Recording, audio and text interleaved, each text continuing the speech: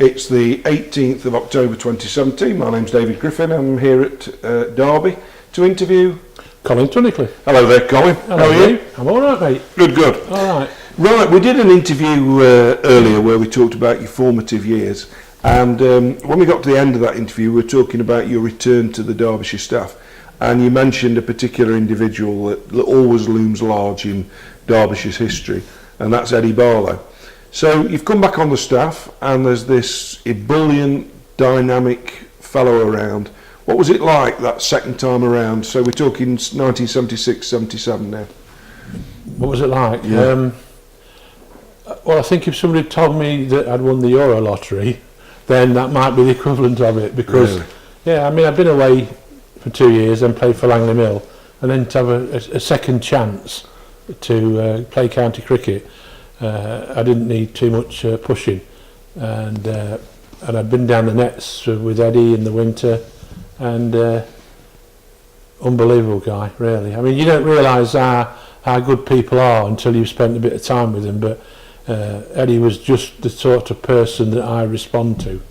What was it? Did you know much about him before he came? Not really, not a hell of a lot. You know, I mean, I looked up his records and things, and I can always remember that he got a hat-trick the rest of the world. At Leeds. Yeah, and I can remember that happening. And I just got on with him straight away. And he was just straight as a die. He'd just tell you what he expected of you, what he what he wanted to do. This is how you're going to go about it, and the encouragement you got. I mean, the stories that I could tell you about Eddie were just unbelievable at times. You know. Well, feel free. Go on, Okay, I'll tell you one example that we. Phil used to actually put a little hanky, because we had the story about Les Jackson and bowling on the hanky and the little square and whatever. And Russ used to put the hanky down and say, right. And Russ used to come in the nets with a clipboard, and you would actually you would bowl probably 6 overs in the nets, and Russ would actually put where those balls were bowled. So we had analysts 40 years ago. Exactly that. And he'd look at it and say, and Eddie'd have a look at it and say, yeah, what you doing pushing? You pushed 2 down the leg side in the 3rd over in your net session. Why was that? Not concentrating? So yeah, possibly. Yeah, you don't know. But it taught you, that when he asked you to bowl off stump, then you bowled off stump. And it brought it home to bear to me. We played a Sunday League game here, and we used to train for Sunday League as well. And my job at the death was to bowl leg stump Yorkers if I could. And then in them days you could have the 6-3 field, and I can't remember who we were playing, but they were getting close, and he came on and said, right, okay, let's get it in the York. I want you bowling Yorkers, leg stump, keep your eye on him when he moves. That's what he used to say to me when he come to mind, and I thought, yeah, I'm doing that. And I can remember this guy coming down the wicket, and I just flirted it a bit wide and knocked his off stump out. And the lads are all around, well bowled, and he's gone, well bowled? That's off stump that's out the ground. I said leg stump. And that's the sort of guy, but sort of tongue-in-cheek he said it, but you knew what he meant. So what I should have done was perhaps thrown it further down the leg side as he come out to hit me over extra.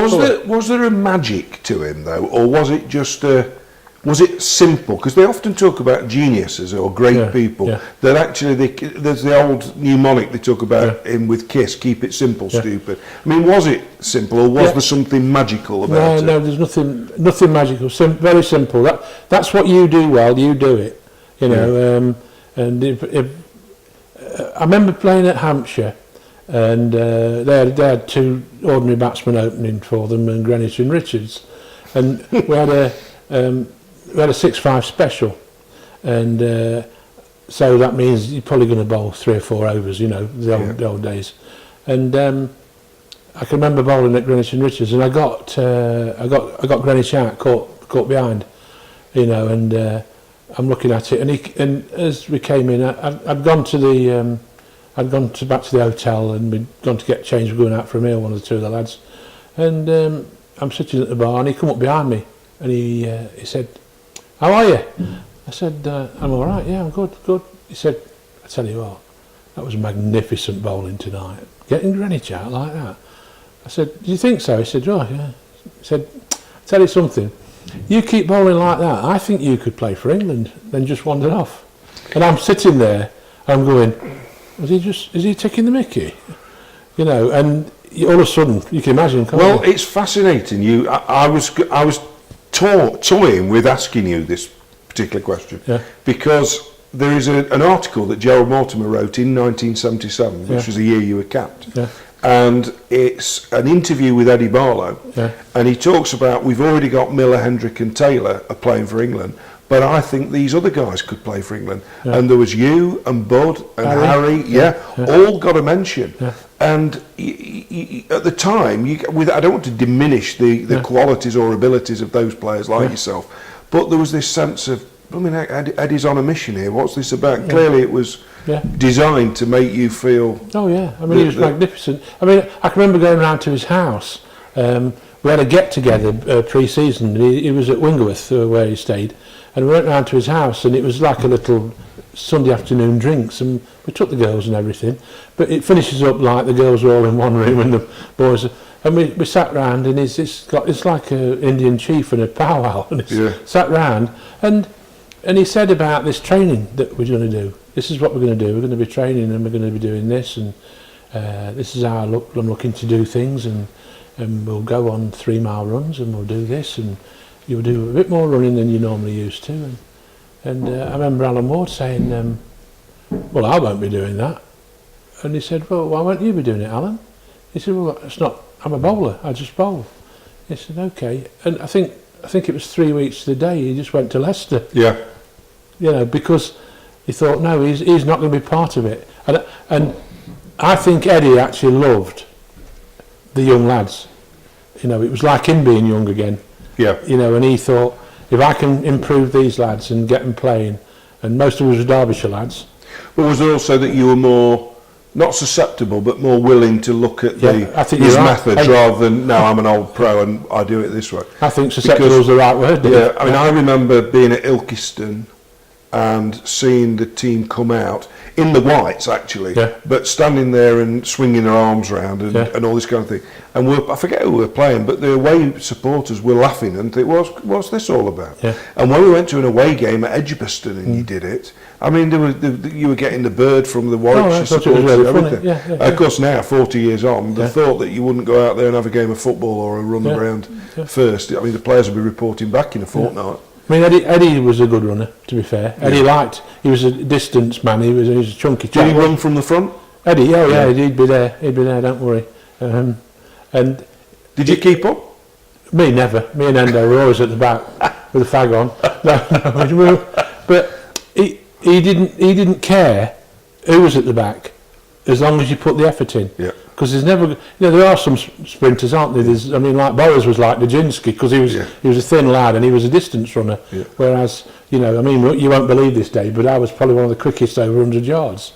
It sounds almost a bit militaristic, a bit army-like. That you get an army squad. Yeah. You can't all be the best, but what they're looking for is character and effort. He wanted discipline. Yeah. I mean, that's the thing he kept on to us about.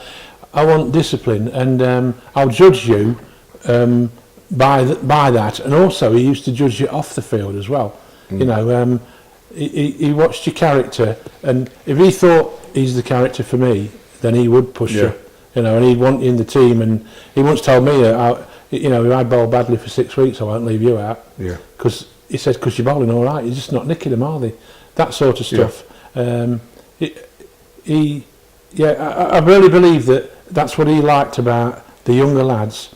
6 or 7 of you, and when I say about judging people off the pitch, if we'd beaten a side well and we'd come in for training or just to warm down, and he'd take us up the Broadway, and he used to say to me, he'd say, just watch it when you go in here now, watch this. He said, just see who goes to the bar, right? He said, not because he's tight, but he's frightened of being that centre of attention, because he can't handle, I'm up there, I'm making that decision to buy, and there's all the lads behind, and he said he used to look at character like that, and I brought into that because I remember at the county ground one day, and there's a catch gone up, and as soon as it's gone up, I shouted mine, and I caught it, and he came over and said, "You wanted that, didn't you?" I said, "Yeah, because, you know, I lived off that. If I'd caught one, it gave me confidence in my bowling and my batting, because I'm involved and you're doing something."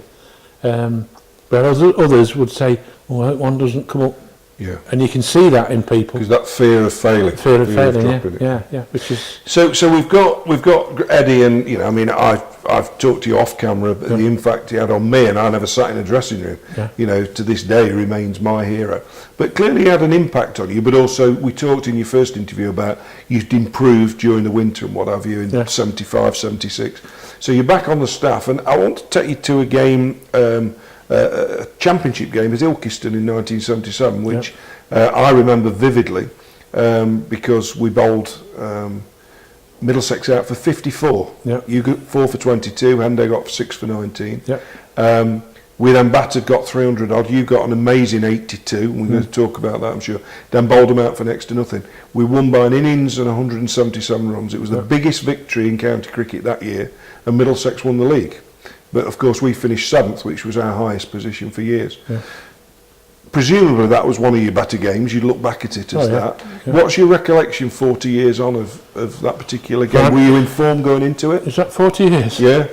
Yeah. Makes me feel old as well. Jesus Christ, 40 years.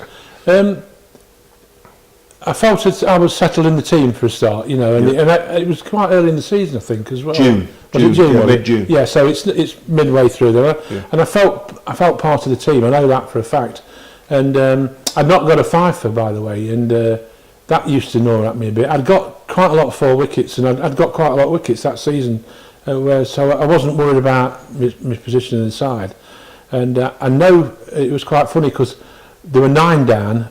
And Endo got 5, I got 4, and I thought I've got a great chance. And Endo knocked, I think it was Wayne Daniel or something like that, I got him out. So I missed out. No, you got Daniel out actually. Did I? Oh, right, I can't remember. Yeah.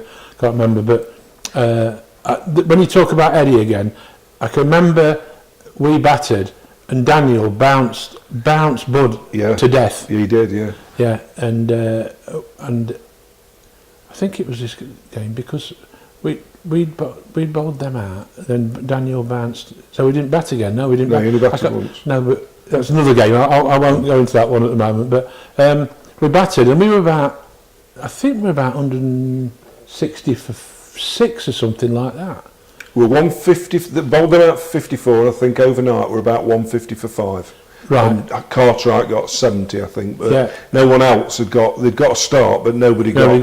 Yeah. Then particularly. and I went out to bat, and I'd probably batting 9. Was a 9, something like that.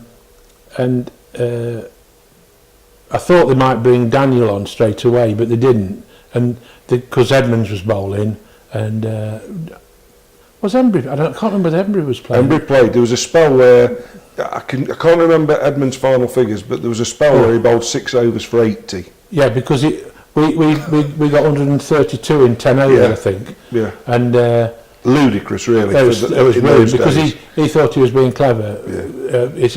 He kept saying, you know, hit this one. I remember him saying, hit this one for 6, and I did.